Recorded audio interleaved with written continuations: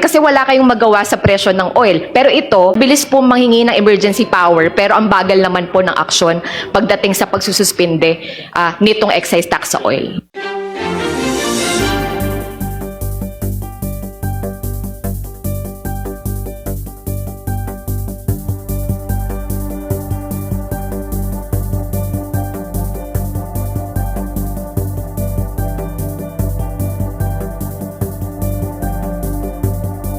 Sa excise tax po, kailan ho ba mag-implement ng fuel excise tax cut? Ayan, kasi ang bilis po manghingi ng emergency power pero ang bagal naman po ng aksyon pagdating sa pagsususpinde nitong excise tax sa oil.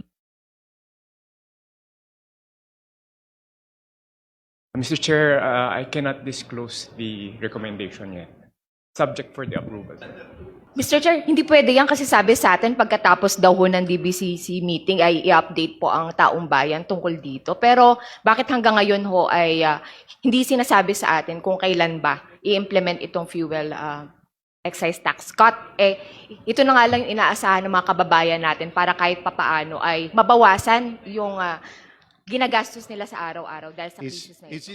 Mr. Chair, hindi ba nagpo-propose ang DOE? Kasi di ba bukod sa excise tax cut, malaki din ang tulong kung pati yung VAT tatanggalin. Relief sa ating mga kababayan. Kasi wala kayong magawa sa presyo ng oil. Pero ito, pwede kayong magrekomenda na masuspende yung VAT o kung pwede maibasura na natin, bakit hindi nyo ho gawin? At pagdating din sa Price Act, no, sinabi din kanina na hindi kailangan isama ang diesel at gasoline.